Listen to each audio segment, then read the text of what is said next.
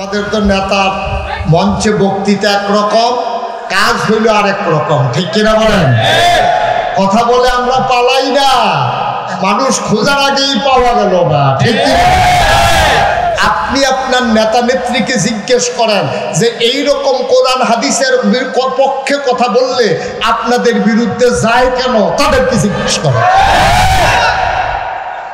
কোরআন হাদিসের পক্ষে কথা বললে যাদের বিরুদ্ধে যাও, যারা চিৎকার করে জানিয়ে দিত আমরা কি মুসলমান না, আজকে এই সব করা ৯২ জন লোক মুসলমানের দেশে এমন আকামি করছে বাজারে পর্যন্ত যাওয়ার সুযোগ নাই, ঠিক না?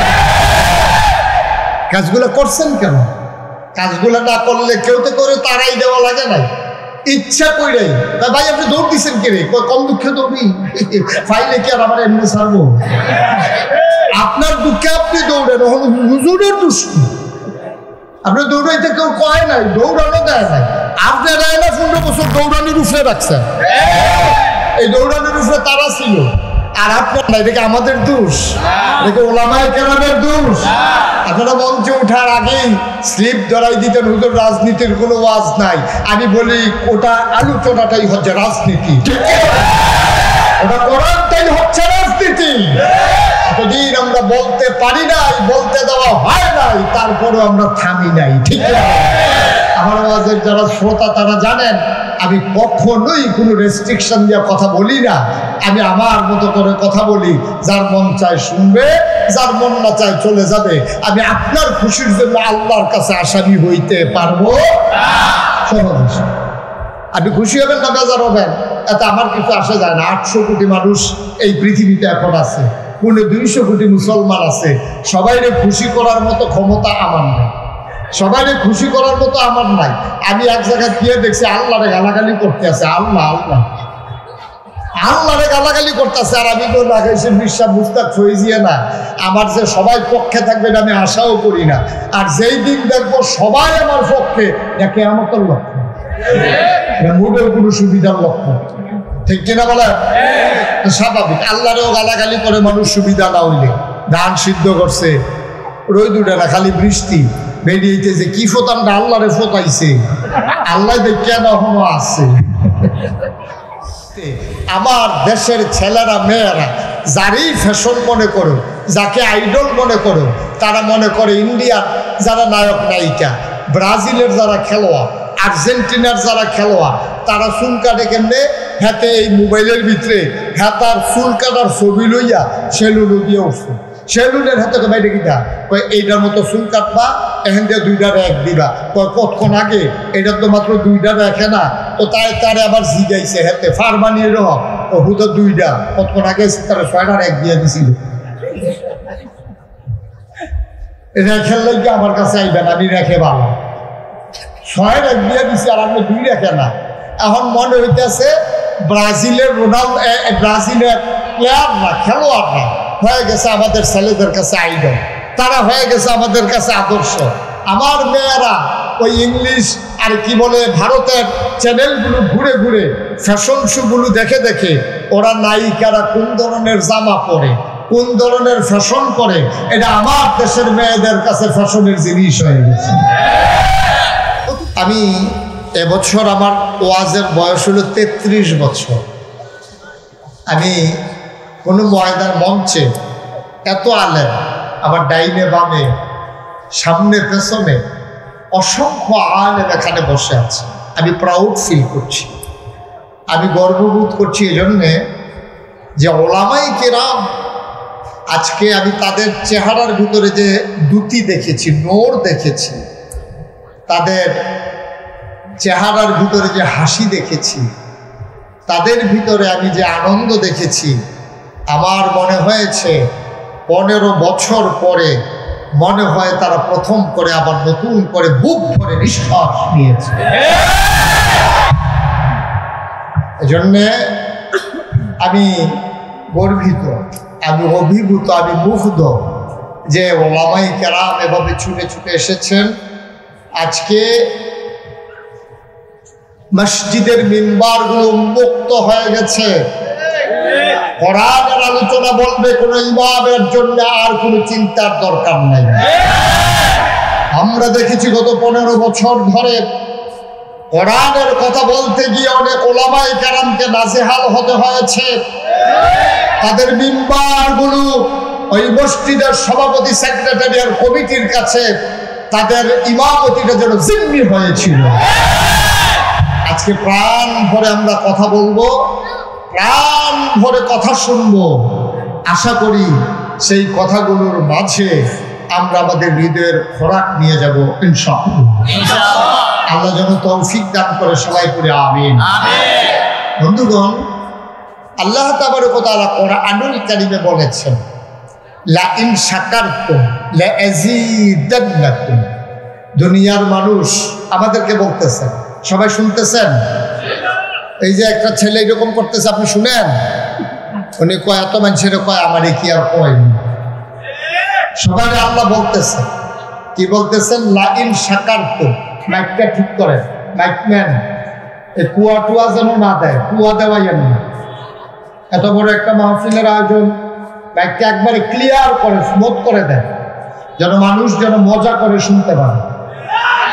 পড়েন আলহামদুলিল্লাহ। আলহামদুলিল্লাহ। কেরকিরি যেন না দেয়, বাড়ি যেন না খায়। সুন্দর করে আপনার যত প্রযুক্তি আছে সবটা ব্যবহার করুন। আলহামদুলিল্লাহ বলেন। আলহামদুলিল্লাহ।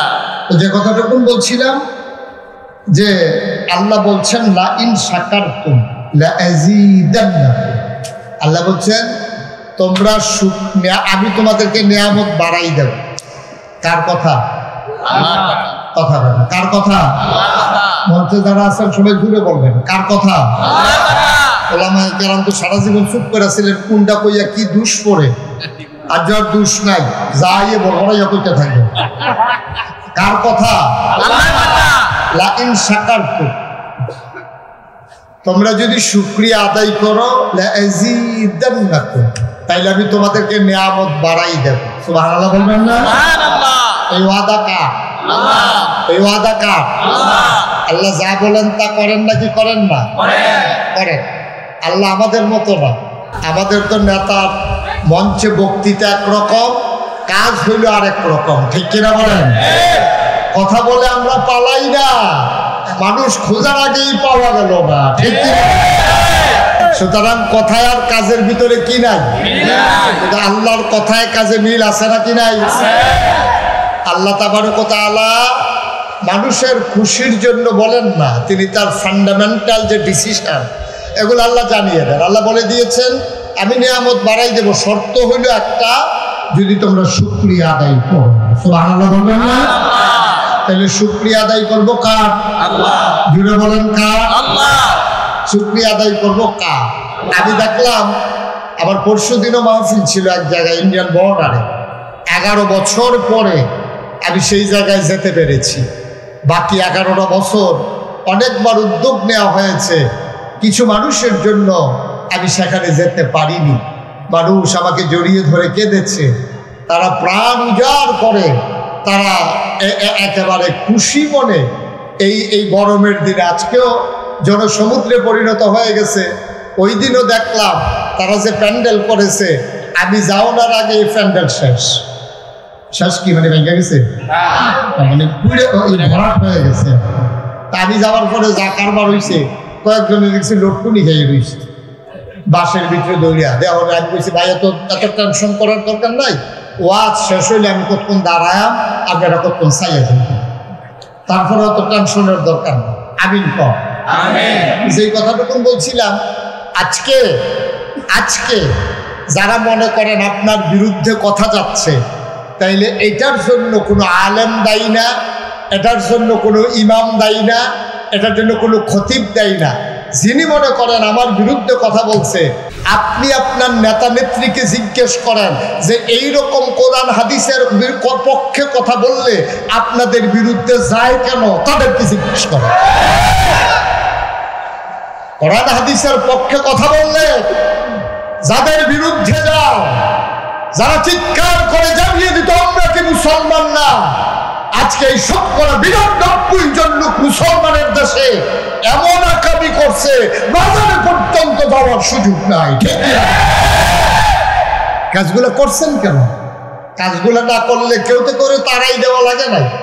ইচ্ছা কইরাই ভাই আপনি দৌড় দিচ্ছেন কে রে? কম দুঃখে দৌড়ি, ফাইলে কি আর আমার এমনি ছাড়বো? আপনার দুঃখে আপনি দৌড়েন, হুজুরের দুষ্ট। আপনি দৌড়াইতে কেউ কয় নাই, দৌড়ানো দেয় নাই। আপনারা 15 বছর দৌড়ানোর উপরে রাখছেন, এই দৌড়ানোর উপরে তারা ছিল, আর আপনার না। এটাকে আমাদের দোষ, এটাকে ওলামায়ে কেরামের দোষ। আপনারা মঞ্চে ওঠার আগেই স্লিপ ধরাই দিতেন, হুজুর রাজনীতির কোনো ওয়াজ নাই। আমি বলি ওটা আলোচনাটাই হচ্ছে রাজনীতি, ওটা কোরআনটাই হচ্ছে রাজনীতি। এতদিন আমরা বলতে পারি নাই, বলতে দেওয়া হয় নাই, তারপরেও আমরা থামি নাই, ঠিক না? আমার আওয়াজের যারা শ্রোতা তারা জানেন আমি কখনোই কোনো রেস্ট্রিকশন দিয়ে কথা বলি না। আমি আমার মতো করে কথা বলি, যার মন চায় শুনবে, যার মন না চায় চলে যাবে। আমি আপনার খুশির জন্য আল্লাহর কাছে আসামি হইতে পারবো সহজ।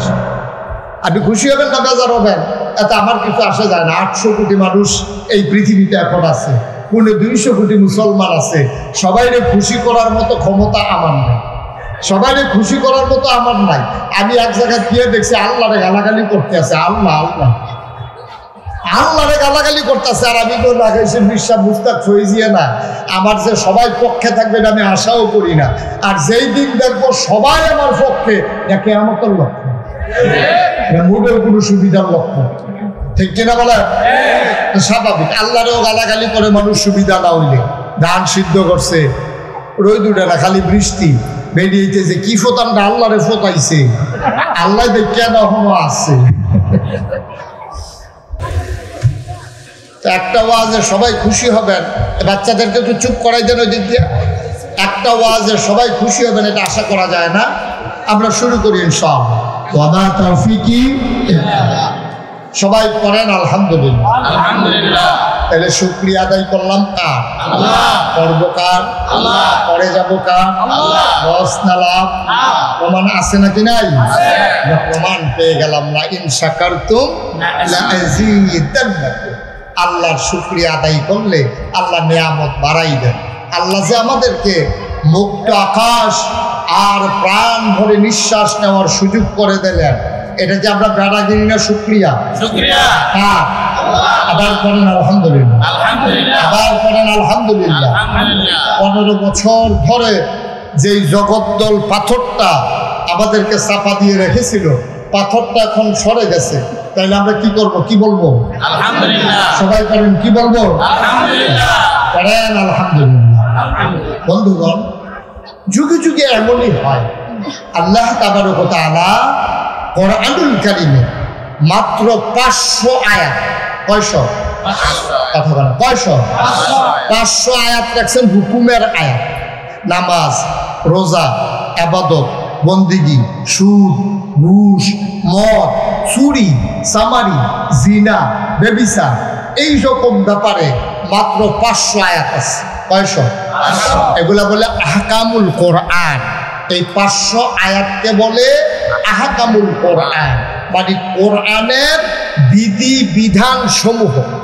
তাইলে কোরআন শরীফে মোট আয়াত আছে 6666, চইলা গেল 500, আর বাকি রইল এইগুলো।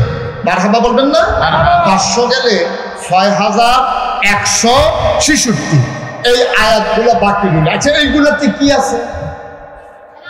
নামাজের কথা, হজের কথা, রোজার কথা, জিকির আজকারের কথা, পর্দা পুশিদার কথা, সম্পদ বন্টনের কথা, চুরি চামারির কথা, ডাকাতির কথা, লুণ্ঠন, মানুষের সম্পদ লুণ্ঠন করার কথা, জোর করে ক্ষমতা দখল করার কথা, ক্ষমতায় যারা যাবে তাদের পরিণতির কথা, সব মিলিয়ে ঝিলিয়ে আছে 500।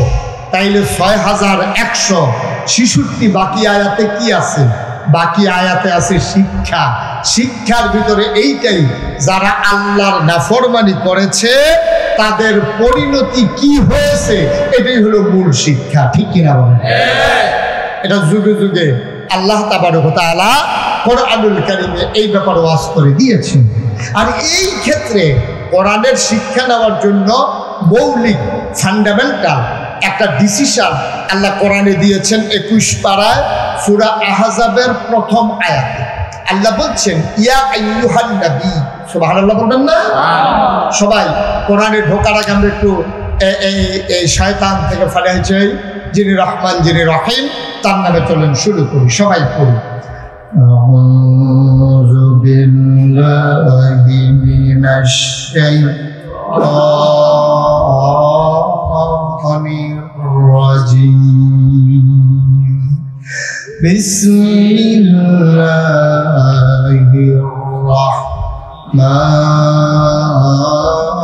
রাহমানির রাহিম। ইয়া আইয়ুহান নাবিয়্যু তাকিল্লাহ ওয়া লা তুতি'ল কাফিরিনা ওয়াল মুনাফিকিন।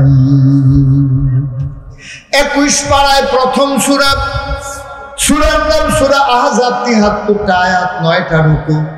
আল্লাহ তাবারক ওয়া তাআলা কত সুন্দর করে ওয়াজ করে দিলেন, ইয়া আইয়ুহান নবী, হে নবী, আত্তাকিল্লাহ, আপনি ভয় পাবেন শুধুমাত্র কেবলমাত্র একমাত্র আমার আল্লাহকে। বলেন সুবহানাল্লাহ। আল্লাহ তাবারক ওয়া তাআলা আপনার মেনশন করলেন নবীকে, টার্গেট করলেন নবীকে, ডাক দিলেন ইয়া আইয়ুহান নবী, হে নবী। মুফাসসিরিনে কেরাম, মুহাদ্দিসিনে কেরাম, মুফতিয়ানে আহজাম, উলামায়ে কেরাম সবাই মিলে একমত হয়ে গেল, যদিও এখানে নবীজিরে ডাক দিছে, এই ডাকের ভিতরে বাঞ্ছারামপুর আকানগর মাদ্রাসার প্রাঙ্গণে যারা আইছে এই ডাকের ভিতরে তারও সুবহানাল্লাহ বলেন না। তা আমরারে ডাক দিতে চাই, বাঞ্ছারামপুরের মানুষ আল্লাহ ডাক দিতে আছে, সুবহানাল্লাহ বলেন না। তাহলে আপনারা ডাক দিলে আপনি কি অমনোযোগী না মনোযোগী? ডাক দিছে কে? স্বয়ং আল্লাহ। সুতরাং এখন আপনি আর এদিক সেদিক তাকানোর কোনো সুযোগ নেই। এতক্ষণ তাকাইছেন, আমি ডাক দিছি, আয় ছেলে আয়, মোবাইল বন্ধ করো। আপনি ভাই মোবাইল বন্ধ করো, ইউটিউবে হাজার হাজার ওয়াজ আছে, আপনি এইটা চাইয়া থাকবেন না আমারে চাইবেন? হ্যাঁ, এটা বন্ধ করে দিয়ে খেয়াল করে শুনেন। আল্লাহ তাবারক ওয়া তাআলা এখন ডাক দিছে, এখন কিন্তু মুশতাক ফয়েজ আপনাদেরকে ডাকতেছেন, বলছে ইয়া আইয়ুহান নবী, যদিও সম্বোধন করছে নবীরে, আর সকল উলামায়ে কিরাম ইজমা হয়ে গেছে নবীরে যে ডাক দিছে এখানে শুধু নবী উদ্দেশ্য না, এই প্যান্ডেলে যারা আমরা আছি কিয়ামত পর্যন্ত যত মানুষ আসবে, যুগে যুগে যারাই আসবে, যারাই কোরআনের কাছে যাবে অথবা না যাবে, সবার জন্য আল্লাহর ডাক হচ্ছে এই শুনো। তারপরে বলছি জি আল্লাহ বলেন, আল্লাহ কয় তাকিল্লাহ, তোমরা ভয় পাবা শুধুমাত্র কেবলমাত্র একমাত্র আমার আল্লাহ। সুবহানাল্লাহ বলেন। আমরা ভয় পাবো কারে? যারা দাঁড়াই আছেন তারা আর বলার দরকার নাই, আমরা ভয় পাবো কারে? আল্লাহ। আল্লাহ বলছেন হে নবী আপনি ভয় পাবেন আল্লাহকে। তাইলে এখন প্রশ্ন হলো, নবী কি আল্লাহরে ভয় পায় না?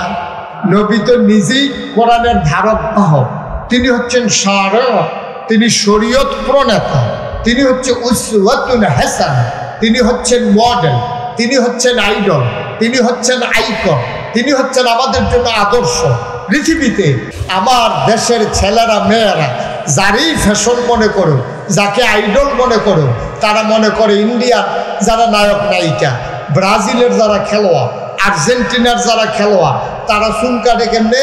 হাতে এই মোবাইলের ভিতরে হাতার চুল কাটার ছবি লইয়া সেলুনও দিয়ে উঠছে, সেলুনের হাতে বাইরে কিনা কয় এইটার মতো চুল কাটবা, এখান দিয়ে 2টা র্যাক দিবা। কয় কতক্ষণ আগে এটার তো মাত্র 2টা র্যাকে না, তো তারে আবার জিগাইছে হাতে ফার বানিয়ে রহ হুতো 2টা, কতক্ষণ আগে তারা 6টা র্যাক দিয়ে দিছিল।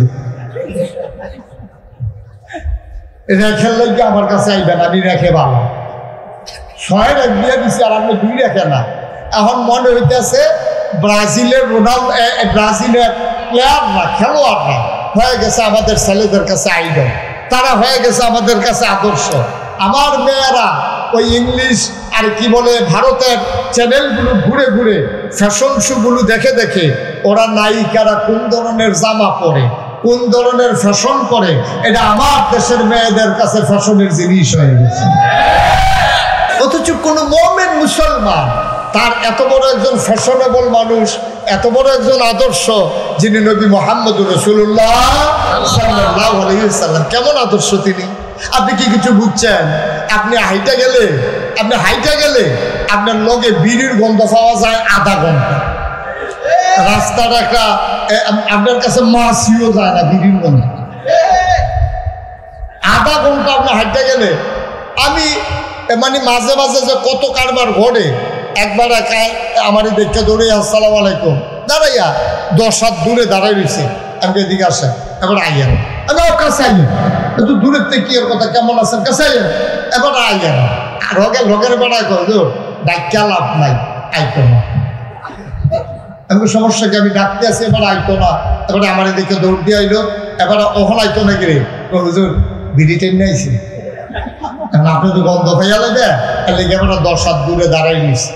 আর আমার নবী যেই নবীজি রাস্তা দিয়ে হেঁটে গেলে, মনে করেন আপনারা আকানগর গ্রাম দিয়ে হাইটা গেছে, 1 মাস পরে এক সাহাবা আসছে, আইসা দোকানদারে জিজ্ঞেস করে, ভাই এই রাস্তা দিয়ে কি নবীজি হাইটা গেছে? সুবহানাল্লাহ। কি বুঝলেন আপনি? কি বুঝলেন আপনি? 1 মাস পরে নবীজি হাইটা গেছে 1 মাস আগে, আর 1 মাস পরে এই রাস্তা দিয়ে নবীর এক সাহাবা হাঁটতে আসছে। হাইটা আসা পাশের লোকদেরকে জিজ্ঞাসা, ভাই এই আপনারা হলো কি নবীজি আইছিল? কই কি রে, কেমনে বুঝলেন? কই নবীজি কি করবেন? হ্যাঁ ঠিক আছে, ওকে। তা আমি সাহাবা জিজ্ঞেস করছে, দোকানদার এই এলাকার মানুষ জিজ্ঞেস করেছে যে কেন আপনি জিজ্ঞেস করেন কেন নবী আসছে কিনা? তখন সাহাবা মুস্কি হেসে দিয়ে কয় যে আইছিল তো 1 মাস আগে। সুবহানাল্লাহ বলবেন না? ওই মহল্লার মানুষ আগন্তুক মানুষটার কাছে জানতে চায়, আপনি কেমন করে বুঝলেন, কেন জিজ্ঞেস করলেন, কেন আপনি জানতে চাইলেন এই রাস্তা দিয়ে নবী এসেছে কিনা? কি এমন প্রমাণ তিনি রেখে গেলেন? সাহাবা চোখের পানি ছেড়ে দিয়ে কয়, এই 1 মাস আগে আমার নবী হেঁটে গেছেন, আর আজকে 1 মাস পরে আমি আসার পরে নবীর গায়ের জান্নাতি গন্ধ পাইতেছি।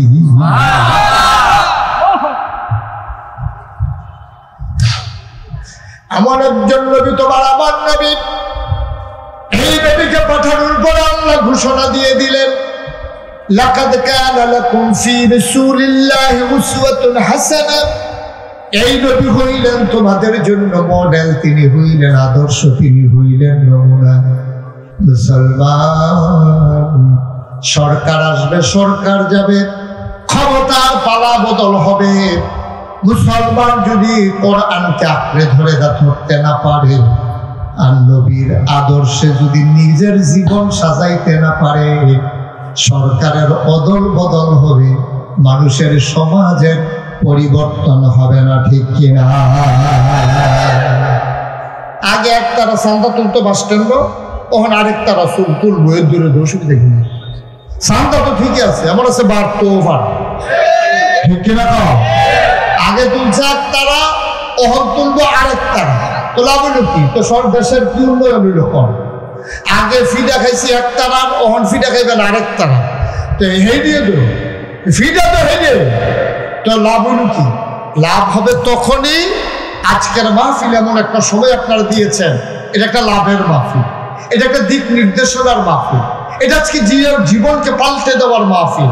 ছেলেরা যেমন করে আমার বাংলাদেশকে পাল্টে দিয়েছে বৈষম্য বিরোধী ছাত্র আন্দোলনের মাধ্যমে, আজকে আগানগরের মাহফিল এই এলাকার সমাজ বিনির্মাণে আজকে পাল্টে দেবে আজকের এই মাহফিল। ঠিক কিনা বলো?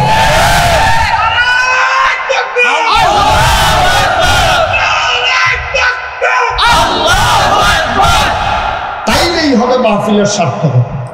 না যে নাগেশ্বর হুজুর আইছে, সব লোক চাইতেছে, এবার আগে দেখতাম ভিতরে, অহন বাইরে, এইটা চাইয়া কোনো লাভ হতো না।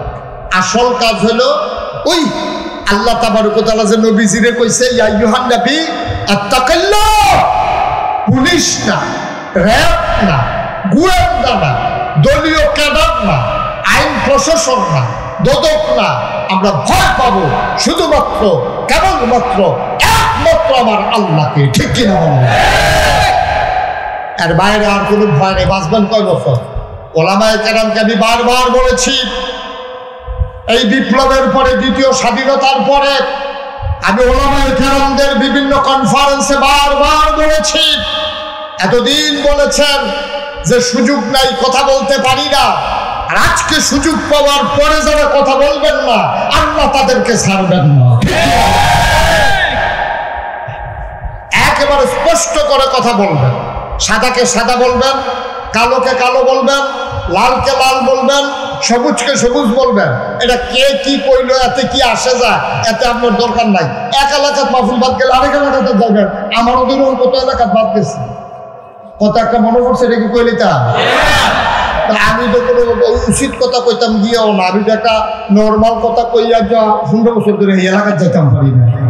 আমি গিয়া কথার কথা এমনি কইছি, হোক যদি কেউ আপনারা যারা যারা হজেরতে আইছেন, হজেরতে আসার পরে যারা বউ নাই তারা বয়স হইল বিয়া করে লাগে। কারণ আমার দৃষ্টিতে জোয়ান বয়সে বউয়ের যে দূর দরকার, বুড়া বয়সের আরো বেশি দরকার। কারণ ফুতের বউয়ে আপনার ফ্যাসাবের লুঙ্গি বদলাইলে এটা স্মরণ করবো, এমনি জিয়েরও স্মরণ করবো, কিন্তু নিজের বউয়ের স্মরণ দিয়ে এর লাগে আমি যখন বুদ্ধি দিছি, আপনারা যারা বিশেষ করে বয়স হয়েছে অথবা হজেরতে আইছেন, ফইলা কারবার গড়াই লইবেন, আপনি একটা বিয়া করে লাগবেন। এই কথা কইছি পরে একবার দুই উঠতে আসতে করে জায়গাইতেছে। আমি তো আর বুদ্ধি না, ওয়াজ উফরে পড়ছে, এবার আস্তে করে জায়গাইতে আছে, গিয়াছে দুটো বোমা বমি উঠে আছে। আমি গেলাম কি তারে, কয় ওয়াজ একজনের উফরে পড়ছে। তারপর কই তো কিতা কয়, কয় হ্যাঁ বেড়ায় আমরারে ধরছে, অবশ্যই এই হুজুরে এটা তোরা কইছ। আমি বললাম আসলে এমনি কইছি, আপনার সত্য, আমি কেউ কথা শুনছিও না জানিও না। এবারে বিয়ে করছে না, কিন্তু আমি কেন ভাই এবারে দিলে কয়দিন আগে হজের তাই আবার বিয়ে করছে, আমার ওয়াজ এবারে রুফে পড়ে গেছি। এবারে তখন ফোলাফানের লোকে চিল্লা পাল্লা করতে আছে, আমি যে বিয়ে করছি হুজুরে না জানবো। আর যত বছর আমি বাচ্চা থাকি এই হুজুরে এই এলাকার কেমনে আইয়ে আমি চাইয়া দিতে আসি, তার লাগে আমি আর যাইতে পারি না। ফলাফাইনে যতবারে কয়, ও এটা তো হুজুরে অনেক বছর আগে কইছে, কয় লাভ বুকিটা কখনো যখন আইব তোরা, আমি যখন মাহফিলও যা, তোরা আমার ভেদ চাইয়া কি একটা আইস কম দিবি? কারণ এটা উফরে ফুরে গেছে, তো এটা উফরে করো, উফরে করো। আপনি বাইরে খেলে থাকবেন আর না গাইবো বীজ দেন না, আপনি দৌড় দিয়ে আপনি গেলে গেছো সবাই। ঠিক কিনা কম? আপনি সাথী ছাড়া বাইরে খেলে থাকবেন আর বৃষ্টি আইলো বীজ দেন, কেড়ে বৃষ্টিরে ফদাই দেন। আপনার মতো নির্বুধ কি আছে নাকি? আমরা কারো পক্ষে বিপক্ষে না, কোরআন হাদিসের কথা বলে যাব। আপনি যদি কোরআন হাদিসের বাইরে থাকেন তাহলে লইয়া ছুটবো। ঠিক কিনা কম? তাহলে আইয়া বললে তো সবাই ১,৫০০ বছর আগে আল্লাহ আপনার কম ডাক দিছে, ডাক দিয়ে কইছে হলু ফিসিল মেকফ। আল্লাহ ডাক দিয়ে কইছে, এই মুসলমান, এই বানসারা পুরো তারা করে আল্লাহ আপনার তো আসিয়া লোক দিতে হলু ফিসিল মেকফ, তোমরা পরিপূর্ণভাবে ইসলামের ভিতরে আইয়া পড়ো। এরপরে তো কেউ আইয়া না, কেউ আইয়া কেউ আইয়া না। আরেক তারা করে কি, বাইরে অর্ধেকটা ভিতরে অর্ধেকটা। জানাজার বেলা ইসলাম মানে, নামাজের বেলা ইসলাম মানে, ঈদের বেলা ইসলাম মানে, বুড়ের বেলা আর ইসলাম লাগে না। ঠিক না? নামাজের বেলা দেখবেন এমন ইসলাম মানে, আবার আর জানাজা কাজা নাই, এলাকার ভিতরে জানাজার কাজা নাই, ফরজ নামাজের খবর নাই। অধিকাংশ আমি দেখেছি, আমিও বাংলাদেশে থাই, আমি সৌদি আরব চাইছি না। আমি দেখছি আমরা দেশের নেতারা লুক ফিট করে রাখে, এলাকার ভিতরে কোনো জানাজার কাম লাগলে নেতারা দেখবেন দৌড়াইয়া হাজির, অথচ ফজরের নামাজ এদিন পড়ছে না। এরকম প্রমাণ আমার কাছে অসংখ্য আছে। এবার আপনারা কোন ফজরের নামাজের দাম বেশি না জানাজার দাম বেশি? কথা বলা, কোনটার দাম বেশি? সারা জীবনের জানাজা যদি এক ফাল্লিত দেয় আর ফজর নামাজের একটা সেজদা যদি এক ফাল্লাত দেয়, সারা জীবনের জানাজার নামাজ দি ফজরের নামাজের কাছে বাড়িও হইতো না। ঠিকই রাখো, কার দোনা দিয়েও কুলাইতেন পারতেন না, বাটকারা ইট দিয়ে ওইটা প্রমাণ করবেন। ঠিক কিনা কও?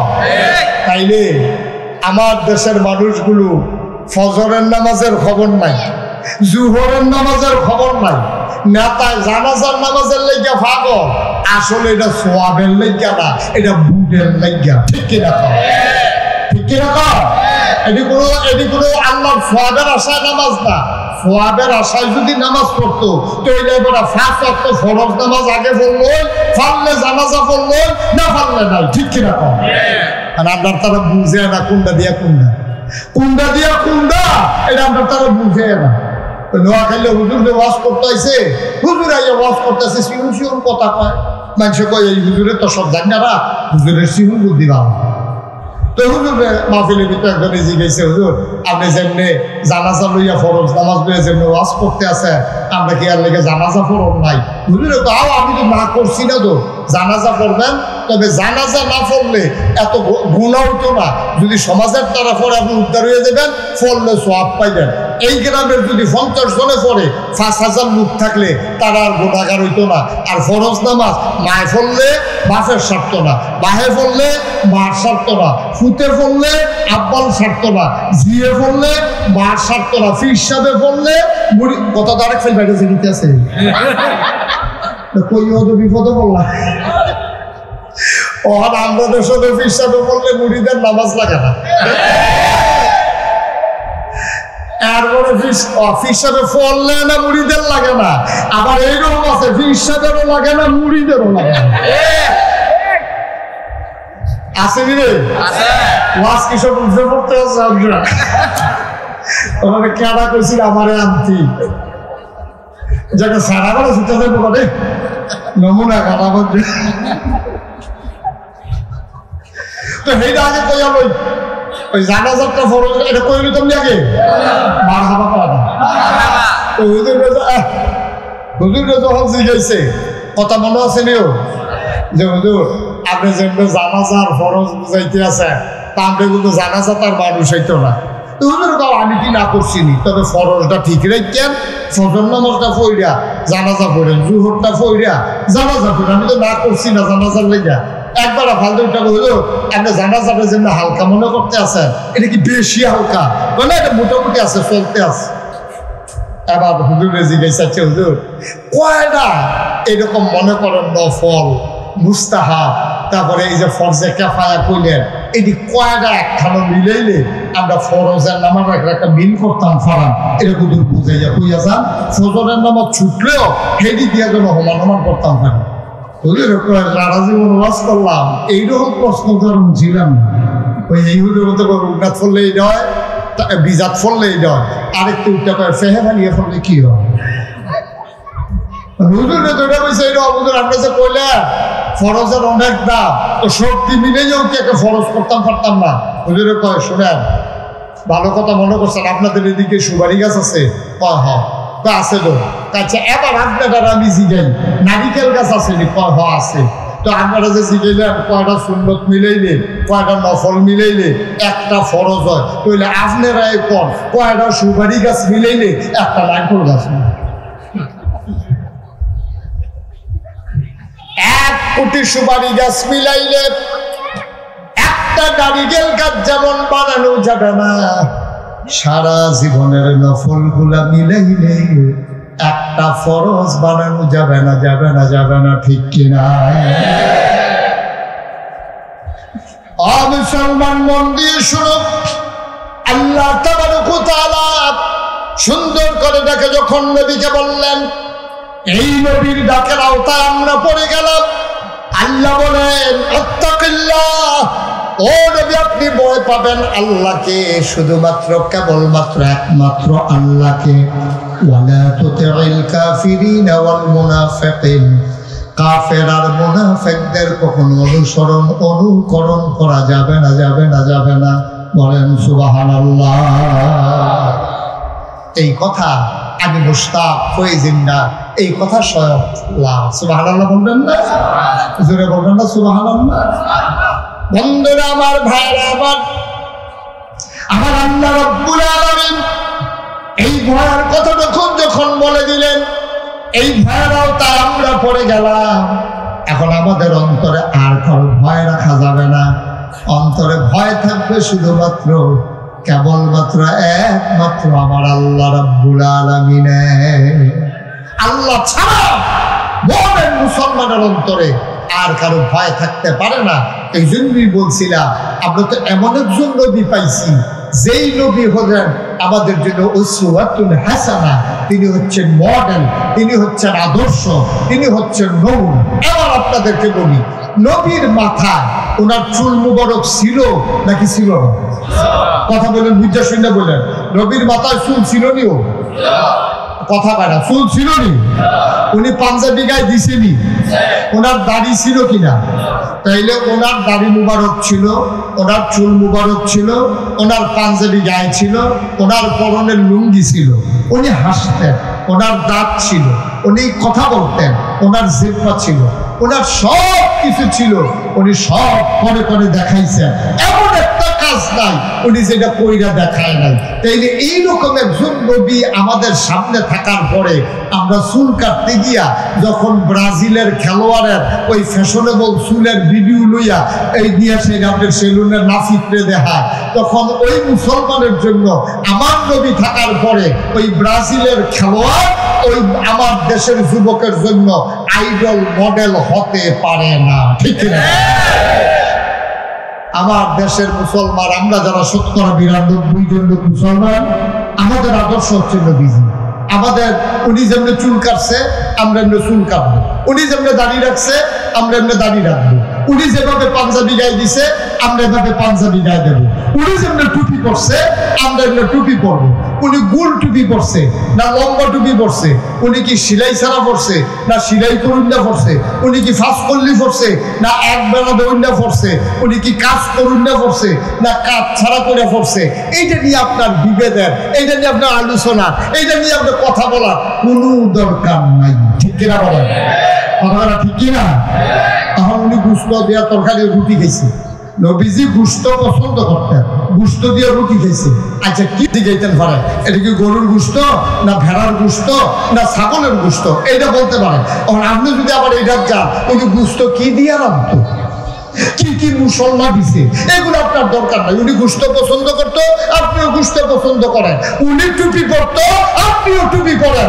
আপনি মাহফিলে বক্তা আসলেই আপনি ঢুকেন সুই দিয়া চাইয়া আপনি মাথার ভাই যান টুপিটা আপনার মতনই, যদি দেন আপনারটার মতো তো হইলে আপনার হুজুর, আপনারটার মতো না হইলে আপনার আর বনে না। এটাই হচ্ছে বাংলার মুসলমানের সবচেয়ে বড় সমস্যা। আজব কারণ, আজব কারণ। কারবার কি? ওহন মুসলমান সিনে টুপি দিয়া, ওহন মুসলমান সিনে পাঞ্জাবি দিয়া, ওহন মুসলমান সিনে নমুনা দিয়া না, এটা দিয়া মুসলমান সুরতের চাইতে মনে রাখবেন সিরতের দাম কোটি গুণ বেশি। সুরত শহর আপনি একবারে দাড়ি রাখছেন না, মনে করেন ১ মাস যদি আপনি দাড়ি না কামান তৈলে দাঁড়িয়ে আমরা ২০ টাকা দিয়ে তো টুপি পাওয়া যায়। পাঞ্জাবির কিন্তু বাড়াইয়া ফোন দিয়ে লো যাইতে সুইটা ফলা মানে ঈদের পাঞ্জাবির চাইতে আপনার আরো বড় হয়ে যায়। সুতরাং পাঞ্জাবির নাম ইসলাম না, পাঞ্জাবির গুরুত্ব আছে আবার ভুল বুঝছেন না। পাঞ্জাবি শুধু পাঞ্জাবির নাম ইসলাম না, শুধু টুপির নাম ইসলাম না, শুধু এই আপনার নমুনা একটা ধরনের এটার নাম ইসলাম না। এই নমুনার যেমন ইসলামের দাম আছে, এর চাইতে বেশি দাম হইল ওই ইসলামের চরিত্র নিজের জীবনে ধারণ করা, ঠিক কিনা বলেন? আপনি কাঠ টুপি কিনো হবে এটা বিচারতেন পারেন, আর যখন অন্যায় হবে ওই অন্যায়ের বিরুদ্ধে ঝাঁপিয়ে পড়া যে ফরজ, আপনি সুন্দর টুপির জন্য ওই বিভেদ সৃষ্টি করতে গিয়া যার উপরে জুলুম হচ্ছে আপনি আলেম হয়ে ওই আলেমের পক্ষে কথা বলতে পারেন না, আপনার আলেম বাদ গেছে, ঠিক কিনা বলেন?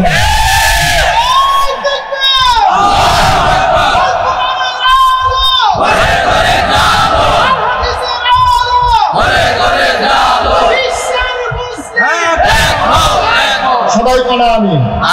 এখন আমাদের রাখবার দরকার আছে নাকি নাই? বিনয়ের সাথে, বিনয়ের সাথে আমি কাউকে খোসা দিয়া কথা বলা খুব পছন্দ কম করি, কারণ আমার একটা বিশ্বাস আছে বুঝাইয়া যে এটা করান যায়, বুঝাইয়া এটা করান যায়, বরঞ্চ দূরে সরে যায়। কেন? খাউস দিলে আরাম লাগে, ডাবাইয়া দিলে বেড়াই জিগে, খাউস দিলে দাঁড়ানো লাগে। হয়তো ভাইতে দিয়ে বলে দিছে মাথায় না, কয় কি তার মাথা হচ্ছে কিরকম মাথার কিন্তু আমার আরাম লাগে। যখন একটু ডাবাইয়া দিছে ফোরানি দিয়ে উঠছে তখন এনাতে সিল্লাম দেন, সিল্লাম পর্যন্ত যাওয়া যেত না। ওলামায়ে কেরাম যারা আছেন, আমি বিনয়ের সাথে আপনাদেরকে মিনতি করি, আমাদের এই বিভেদের সুযোগ নিছে এই সিটার বাটপাড়ের দলে, ঠিক কিনা?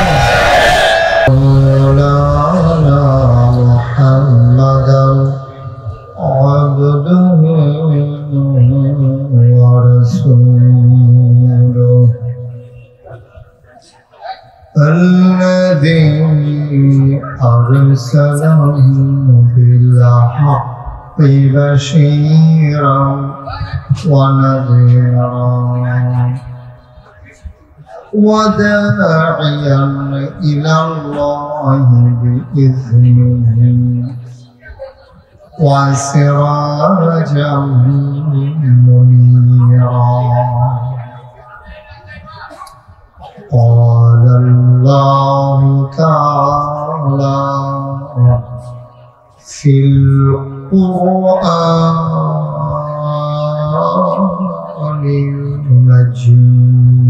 المجيد وفي فرقانه الحميد. সবাই পড়ুন। أعوذ بالله من الشيطان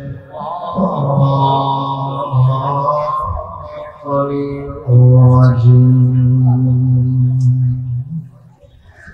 بسم الله الرحمن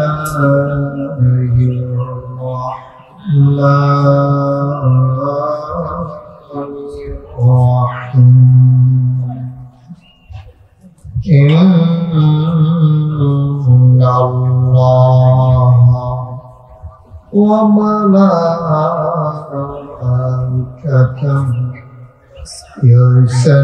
يصلون على النبي يا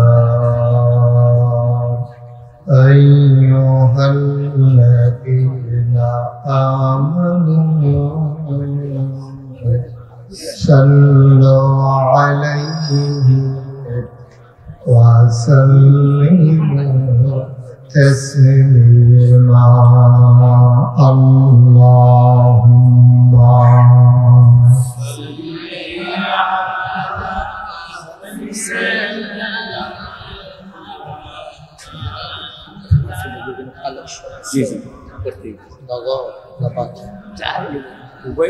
কত চাইব?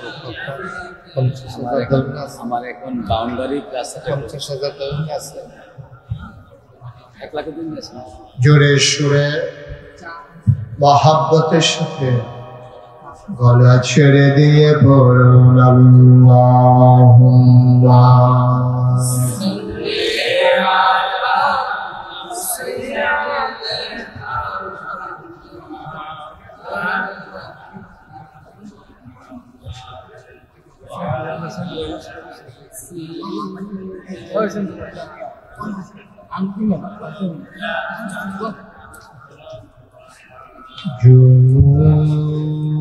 জোরে জোরে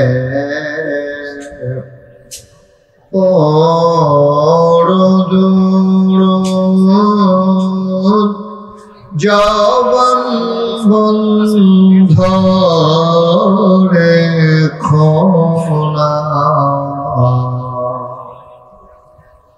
জোরে জোরে পড়ুন জবান বন্ধ রেখো না। এই দুরুদার নেক আমলি, এই দুরুদার নেক আমলি জান্নাত তোমার ঠিকানা। আল্লাহুম্মা সাল্লি আলা সাইয়্যিদিনা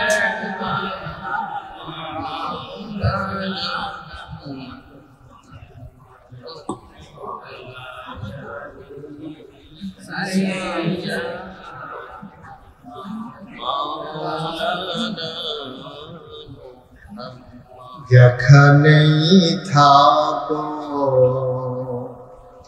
যেভাবেই থাকো নবীজির দুরূদ ছাইরো না যেখানেই থাকো যেভাবেই থাকো নবীজির দুরূদ ছাইরো না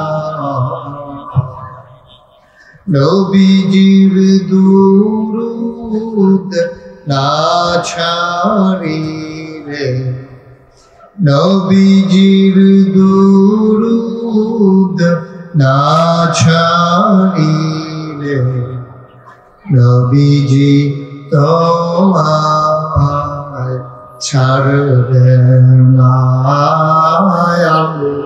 আল্লাহুম্মা সাল্লি আলা সাইয়্যিদিনা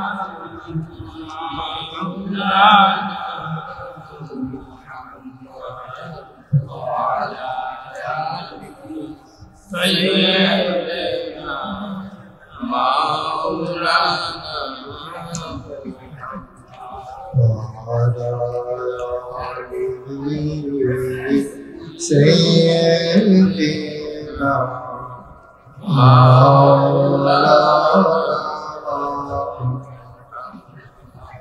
لا إله إلا الله لا إله إلا الله لا إله إلا الله لا إله إلا الله لا إله إلا الله لا إله إلا الله لا إله إلا الله لا إله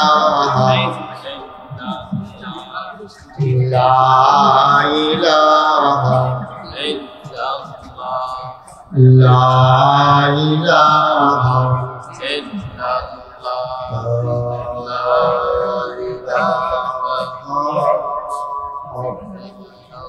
إلا الله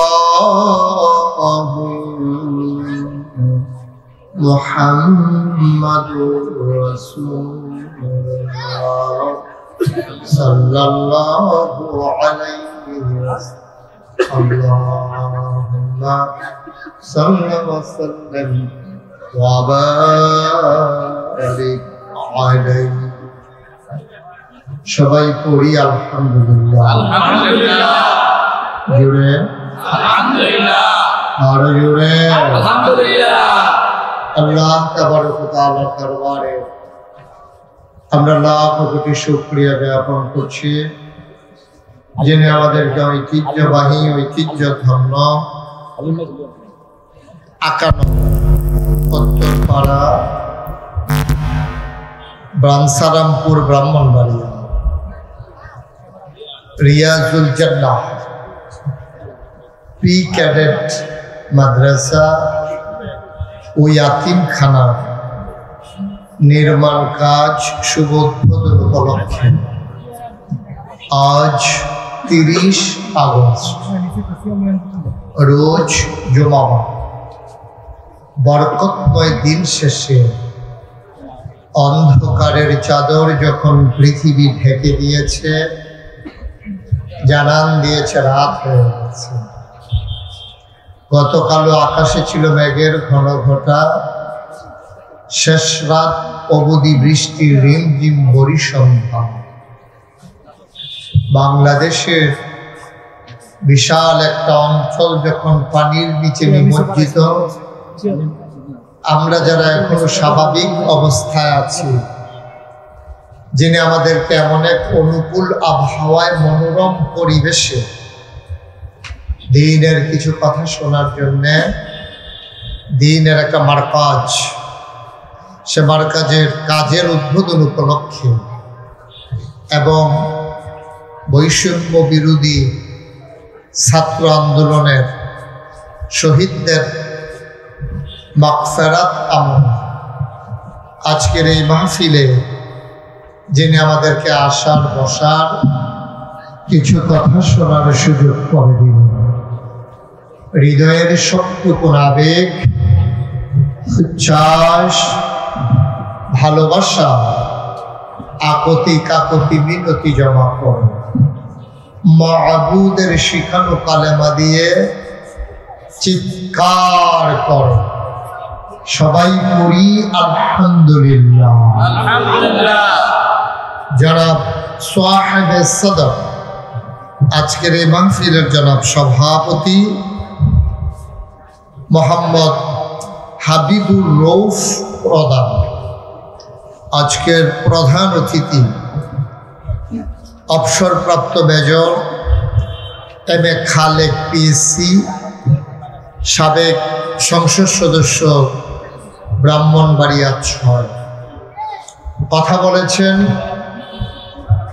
আন্তর্জাতিক খ্যাতিসম্পন্ন মুফাসসির কোরআন, বিশিষ্ট ইসলামী চিন্তাবিদ, হৃদয়ের কাছের মানুষ, মঞ্চে ময়দানে যার সাথে কথা হয় অবিরত, হাফিজ মৌলানা কারি আব্দুর রহিম আল মাদানী সাহেব। আজকে উপস্থিত অন্যান্য মেহমান বৃন্দ, এখানে অনেক নাম, ওলামায়ে কেরাম, আমন্ত্রিত বিশেষ অতিথি, আমন্ত্রিত অতিথি, অনেক নাম আছে। সবার নাম নিতে পারলাম না বলে দুঃখবোধ প্রকাশ করছি। আপনারা পরে মসজিদের মাইকে তার নাম জানাই দিলেন।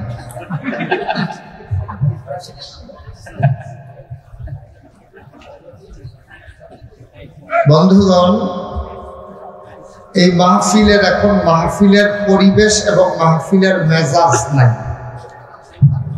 এটা আমি অনেক সময় চিন্তা করতাম যে চেয়ারে বসে মাহফিল শুনলে সমস্যা কি, এটা আগে চিন্তা করতাম, আজকে গিয়ে বুঝছি সমস্যা কি। এটা মারাত্মক সমস্যা। চেয়ারে বসলে ফাও নাসান লাগে, ফাওয়ের উপরে ফাও তুলন লাগে। আরেক বেটার চেয়ারও গুতা দিছে, হেবারে চিন্তা করছে গুতা দেশ কেন, এই কাম হলো চেয়ার। এখন জনসভার অবস্থায় আছে না? তোমরা যারা সোশ্যাল মিডিয়ায় কাজ করছো, তোমরা তো আমার বিরক্ত করে ফেলতো, এতক্ষণ লাগে ফিক্সড করতে। সবাই বসো, শেষ করে দ্রুত সরো এখান থেকে। এত দেরি করে কাজ করলে কেমনে হবে? কোন সময়? আমি তো আসার আগেও তো অনেক সময় পাইছো না। আমি পেয়েছি, আমারটা আপনার তো জুড়ে হয়, আপনারটা এত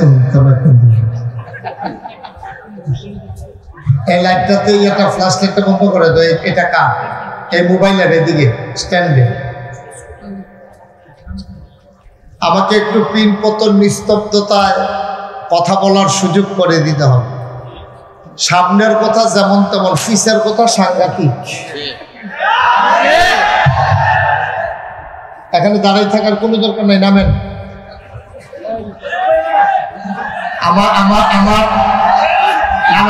আমার নিরাপত্তার দায়িত্বে যারা আছেন নামেন। আমার নিরাপত্তা লাগবে না, যে একটু নেবে যান, একটু সুযোগ করে দেন, পেছনে যেন একটা শব্দ না। আপনারা জানেন আমার একটা বদ অভ্যাস আছে, আমি তো বড় বক্তা না। বড় বক্তারা দেখছি ওয়াজের সময় আরো চিল্লা পাল্লা করলেও সমস্যা হয়। আমি ছোট মানুষ, ওয়াজের সময় কথা বললে আমি মারাত্মক বিরক্ত হই, আমি কথাই আর বলতে পারি না। দয়া করে যাদের মোবাইল আছে, উনি মোবাইলটা ধরাতে একটা উপকার হয়েছে, বড় হয়েছে আমার। যাদের মোবাইল আছে মোবাইলগুলো বন্ধ করে দেন, সাইলেন্ট করে দেন অথবা বন্ধ করে দেন। আপনি যদি জরুরি কোনো কল আসে, কল লিস্ট দেখে আপনি কল ব্যাক করবেন। আওয়াজ যেন না হয়, এটাই আমার অনুরোধ। আর কিচ্ছু করা লাগবে না। আমি বুঝতেছি প্রচন্ড গরম, আজকে মাত্রাতিরিক্ত গরম। ভাদ্র মাসে এমনি গরম বেশি হয়, রোদের তাপও বেশি হয়। তারপরে আমি দেখছি আপনার তারা আরো দোয়া করতেছে রোদ যেন আরো বাড়ে, ওই ফানি কমার লাগে আর কি। আপনাদের এদিকে তো আর এই দোয়া নাই, আমরা এদিকে দেখছি যে দোয়া করতে আছে যেন রোদ যেন আরো বেশি হয়, পানিটা যেন তাড়াতাড়ি কমে যায়। যাই হোক, যেমন হয় আমি লম্বা সময় আপনাদেরকে বসিয়ে রাখবো। আমি শুরুতে আল্লাহর কাছে দয়া চাই, আপনাদের কাছে দোয়া চাই। আল্লাহ যেন আমার মুখ দিয়ে সেই কথাগুলো বের করে দেন যেগুলো আমার জন্য দরকার এবং আপনাদের জন্য দরকার।